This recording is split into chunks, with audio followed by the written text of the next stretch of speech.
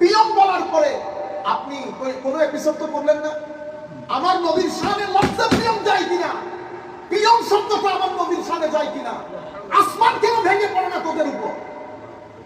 খারেজিয়্যত, ওয়াহাবিয়্যত, গুস্তাখিয়া রাসূলের এক বাজার গরম করেছে এবং আমাদের তরুণ প্রজন্ম এটা শুনে শুনে সয়ে হয়ে গেছে। এখন আর এগুলা গায়ে লাগে না।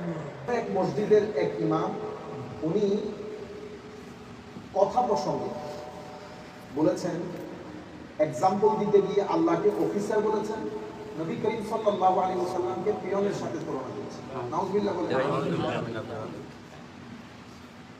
আমরা আপনাদের একটা বিষয় ছিল যে আমরা মানে সাথে সাথে কেন কথা বলে ফেললাম না, খুব কঠিনভাবে। আমাদের একটা সিস্টেম আমরা অ্যাপ্লাই করি, একটা নিয়মে চলি। যে কোনো একটা ঘটনা ঘটলে আমরা একটু অবজার্ভ করার চেষ্টা করি, আগ পিছ জানার চেষ্টা করি। আমরা পুরোপুরি ঘটনাটা শুনেছি, ওই যিনি করেছেন তার জবান থেকেও শুনেছি। এর মধ্যে আমাদের কিছু ভাইয়ের প্রতিবাদও আমরা ফেসবুকের মধ্যে দেখেছি বড় বড় জায়গা থেকে, এবং আমাদের আরো একজন তো নিউজ পেপারের মধ্যে সাক্ষাৎকারও দিয়েছিলেন বিষয়। বড় আফসোসের বিষয় হচ্ছে, অসম্ভব আফসোসের বিষয় হচ্ছে যে আমরা প্রত্যেকটা বিষয়ের মধ্যে মাঝখানে না এসে দুই পক্ষে মানে একটা এফরাতের দিকে চলে যায়, একটা তফরিতের দিকে চলে যায়, অর্থাৎ বাড়াবাড়ি দিকে। প্রথম বিষয় হচ্ছে আমরা অনেক কিছু নিয়ে ফ্রাস্ট্রেটেড সোসাইটির মধ্যে। দ্বিতীয় বিষয় হচ্ছে আমরা কোনো কিছুকে এলমি মূল্যায়ন করা বা ওইটাকে প্রপারলি ডিল করা, এই বিষয়গুলো তো আমাদের আসে না। আমরা বিভিন্ন কারণে সোসাইটির মধ্যে এক একজন এক এক মেন্টালিটি নিয়ে বসবাস করি। অন দ্য টপ মরিচ মশলা এগুলো বেশি খায়। সবকিছু নিয়ে আমরা এক্সট্রিম পর্যায়ে চলে যাই। সবকিছু নিয়ে আমাদের সোসাইটির মধ্যে দুইটা মেন্টালিটি আছে। প্রথমে আমরা এটা বুঝি, এবং যারা ফেসবুকের মধ্যে 2-3 লাইনের বা 1 লাইনের আপনারা পোস্ট করেছেন যে কবে আমরা মানুষ হব। কারণ ঘটনা ঘটেছে, ইমাম সাহেব পিয়ন বলেছেন এবং দীর্ঘদিন ধরে ইমাম সাহেব আমার নবীর মিম্বরে বসে যে কোনো একটা পক্ষকে পক্ষের কথা বলতে গিয়ে বা ওনাদের মতামতকে প্রসারিত করতে গিয়ে উনি ইতপূর্ব বেশ কিছু মন্তব্য করেছেন। ফাইনালি এই মন্তব্যটা ছিল, এটার উপর ভিত্তি করে মসজিদের মুসল্লিদের মধ্যে একজন, খুব সাদামাটা একজন, এখানে কোপানোর ঘটনা ঘটেছে। এখন এটার মধ্যে পক্ষে বিপক্ষ হয়ে গেছে। আমরা কেউ বলছি গোস্তাখে রাসূল বস মেরে ফেলা দরকার, আর কেউ বলছেন না মানে ওনার ওই পিয়ন শব্দ বা প্রফেসর এই কথাগুলো ওনারা কনসিডারেশনে আনতেছেন না, ওনারা ফুল ফোকাস করতেছেন মানে কোপানো হয়েছে। আমি বলতেছি কোপানোটা ভুল ছিল। কোপানোটা আমরা কেউ নিজেরা আইন হাতে তুলে নিতে পারবো না। আর যিনি এই জবানটা ইউজ করেছেন এটা হচ্ছে একটা নির্দিষ্ট জবানের ধারাবাহিকতা। এই জবান প্রথম শুরু হয়েছে জুলফাইসার আত-তামিমিকে দিয়ে। আমি ইতোপূর্ব এই বিষয়টা আপনাদেরকে বিস্তারিত বলেছি, আমি চাচ্ছি না যে বারবার জিনিসগুলো রিপিট হোক। আফসোসের বিষয়, এই জবানটা, এটা একটা জবান, এই যে কোনো শব্দ চয়ন নবীর শানে, এটা শুরু হয়েছে জুলফাইসার আত-তামিমি, যে ব্যক্তি আমার নবী সাল্লাল্লাহু আলাইহি ওয়াসাল্লামকে ইয়া মুহাম্মদ বলে সম্বোধন করে বলেছিলেন আপনার এই বন্টন প্রক্রিয়া সুন্দর যথাযথ হয় নাই। নাউযুবিল্লাহি মিন যালিক। এখান থেকে এই জবান শুরু। এই জবানটা পরবর্তীতে উসমানে গনি রাদিয়াল্লাহু তাআলা আনহুর জমানায় এই জবানটা পলিটিক্যালি নিজেদেরকে ঐক্যবদ্ধ করতে শুরু করে, এবং এই জবানের যারা হামি, যারা এই জবানের মালিক, এই জবান যারা ইউজ করে, তারা সবাই মিলে উসমানে গনি রাদিয়াল্লাহু তাআলা আনহুর সময়কালে পলিটিক্যাল একটা ঐক্যফ্রন্ট গড়ে তোলে, এবং এটার উপর ভিত্তি করে এই জবানের যারা হামি, যারা রক্ষা করে, এই জবানের লোকের উপর ভিত্তি করে ফারুক আযম রাদিয়াল্লাহু তাআলা আনহুর শাহাদাত হয়েছে, হযরত উসমানে গনির শাহাদাত হয়েছে। এবং উসমানে গনির সময়কালে এদেরকে উসমানিয়ুন বলা হতো। উসমানিয়ুন অরিজিনালি খারিজি, কিন্তু এদেরকে উসমানিয়ুন বলা হতো। হযরত আলী কাররামাল্লাহু ওয়াজহাহুল কারীমের সময়ে এরা পলিটিক্যালি শুধু অর্গানাইজ হয় না, এরা হারুরা নামক একটা জায়গায় নিজেদের আলাদা ওটাকে দখল করে ওখান থেকে ফারুক আযম রাদিয়াল্লাহু তাআলা আনহু হযরত আলী কাররামাল্লাহু ওয়াজহাহুল কারীমের যে স্টেইন খিলাফা এটার উপর আক্রমণ করতে শুরু করে। এবং কি পরিমাণ অরাজকতা তারা করেছে এটা ইতিহাস জানে, আপনারা বুখারী শরীফ মুসলিম শরীফ পড়লেই পাবেন, কিতাবুল খাওয়ারিজ অধ্যায়। এই জবানটার কথা বলতেছেন। এই জবানটার মাধ্যমে 61 হিজরিতে ইমামে হুসাইন রাদিয়াল্লাহু তাআলা আনহুর বিরুদ্ধে যারা দাঁড়িয়েছে ইয়াজিদ সহ মালউন সহ, এটা ওই জবানের হামি। এই জবানটা এরপরে 300 হিজরিতে ইমাম ইবনে জাওজি রাহমাতুল্লাহ আলাইহির সময়কালে এই জবানটা নিজেদেরকে এই আসল মুসলমান দাবি করে তারা আল্লাহ রাব্বুল আলামিনের শানে, রাসূল পাকের শানে এই ধরনের লফজ ইস্তেমাল করা শুরু করেছে। আল্লাহর হাত আছে, পা আছে, নাউযুবিল্লাহ। এই জবানটা শেখ ইবনে তাইমিয়ার হাত ধরে পরবর্তীতে সৌদি আরব হয়ে ওয়াহাবি মুভমেন্ট গায়ে নিয়ে এই মুভমেন্টটা, এই জবানটা এখন আমাদের দেশে বিস্তৃত। সময়ে সময়ে এই জবান আপনি দেখবেন, এই যে আমার নবীকে লা হাওলা ওয়ালা কুওয়াতা কুফর না বাসক, আমি এগুলো বলতে চাচ্ছি না। এই যে লফজের চাকর, আমার নবী এবিসিডি জানেন না, হযরত খাদিজাতুল কুবরা ইনট্যাক্ট না, এই ভদ্রলোক যারা এখন ভদ্র সেজেছেন, আমি কবে মানুষ হব একটা প্রাণীর জবানে শুনি না। আমার নবীর শানে বেটা ইমাম আমার নবীর মিম্বরে দাঁড়িয়ে তুমি পিয়ন বললা কেমনে?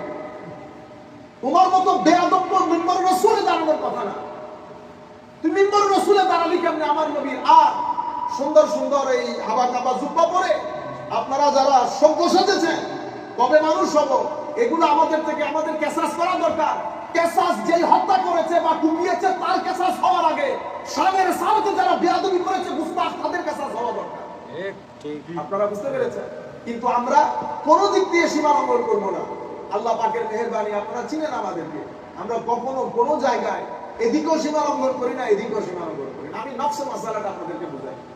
প্রথম কথা, যারা ফতোয়া চেয়েছেন, আমি আপনাদেরকে বিনয়ের সাথে অনুরোধ করব, আমি ফতোয়া দিতে পারবো না, কারণ আমি মুফতি না। আমি যখন বলেছি আমি মুফতি না, তো বাংলাদেশে এখানে যত ওয়াজ কালাম করে ওনারা ফতোয়া দিতে পারবেন না এই বিষয়ে। আমাদের এখানে, আমি প্রথমে একাডেমিক কথাটা বলেছিলাম, আমাদের এখানে মাযহাবে হানাফি বা উলামায়ে কেরামের মধ্যে যে ফকিহ যে তাবাকা, যারা ফতোয়া দেন, এদের 7টা তাবাকা আছে, 7টা তাবাকা। ইমাম ইবনে আবিদিন শামী রাদিয়াল্লাহু তাআলা আনহু ওনার রাসমুল মুফতি কিতাবের মধ্যে বিষয়গুলো লিখেছেন এবং এটা উলামায়ে কেরাম সবাই জানে। তাইলে মানে ফুকাহায়ে কেরামের স্ট্যাটাস 7টা, সিনিয়রিটি জুনিয়রিটির উপর ভিত্তি করে।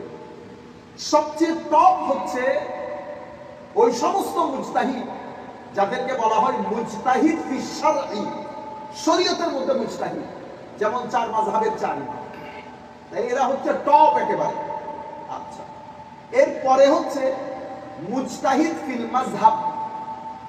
মুজতাহিদ ফিল মাযহাব কারা? যেমন আমাদের হানাফি মাযহাবের মধ্যে ইমাম আবু ইউসুফ, ইমাম মুহাম্মদ, ইমাম জুফর, ওনারা হচ্ছেন মুজতাহিদ ফিল মাযহাব, দ্বিতীয় তবকার মুফতি।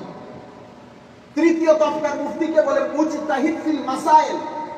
মুজতাহিদ ফিল মাসাইল মানে যে এই সমস্ত ফিকহ ফতোয়ার ক্ষেত্রে মুজতাহিদ ফি শারঈ আইমায়ে কেরামের স্পষ্ট কোনো নাস টেক্সট নাই, ওই বিষয়গুলোতে যারা ইজতিহাদ গবেষণা করে ফতোয়া বা হুকুম দেন, ওনাদেরকে মুজতাহিদ ফিল মাসাইল বলে।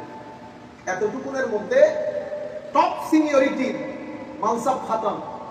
এরপরে নিচের তবকার দিকে চলে আসে। এরপরে আমরা আসহাবুত তারজিহ বলে কাউকে, আসহাবুত তাখরিজ, আসহাবুত তারজিহ, আসহাবুত তামিজ, যারা তাখরিজ করে এদেরকে আসহাবুত তাখরিজ বলি। মাসলা মাসাইল গুলো কিতাবপত্র থেকে ডিরাইভ করে, আসহাবুত তাখরিজ বলি।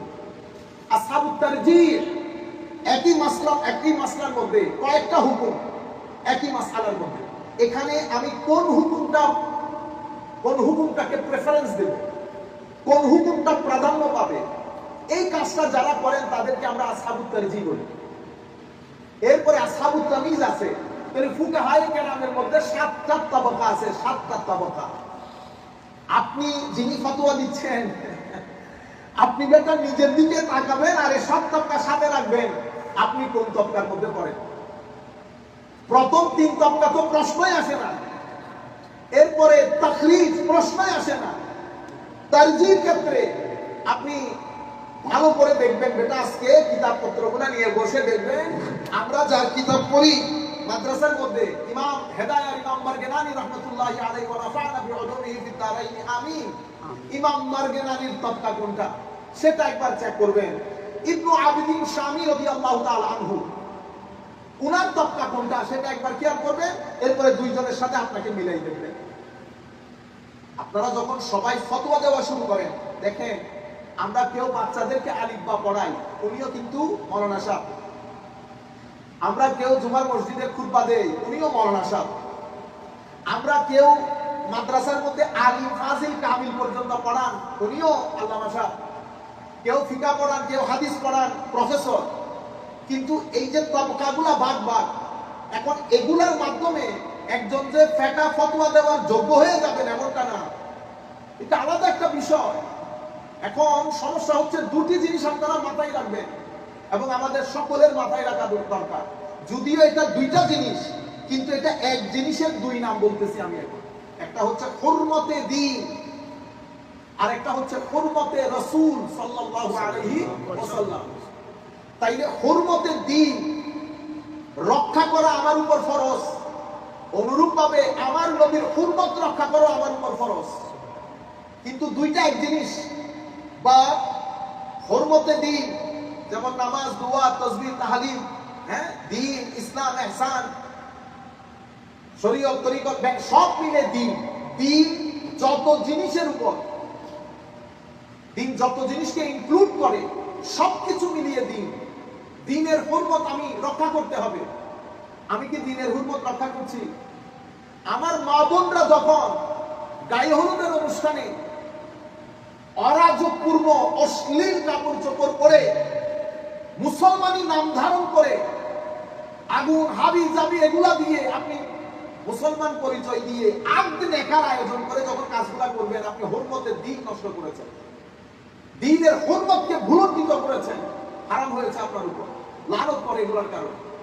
আচ্ছা, আমি ওয়াজের ময়দানে বসে ওরে বাপ্পার, ওরে সিটার, আপনি কি করেছেন? দ্বীনের হুরমত নষ্ট করেছেন।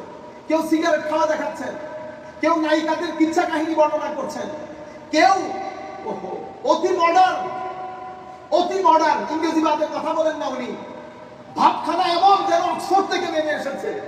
উনি আবার রবীন্দ্রসঙ্গীত পরিবেশন করেন, কেউ আধুনিক সঙ্গীত পরিবেশন করেন। এগুলা করে আমার নবীর রেখে যাওয়া দ্বীনের হুরমত ভুলণ্ঠিত করেছেন। আল্লাহ, আল্লাহ রাসূল, আল্লাহর ইজ্জতের কসম করে বলতেছি, প্রত্যেক ব্যক্তিকে জবাবদিহি করতে হবে। আমি করলে আমাকেও জবাবদিহি করতে হবে।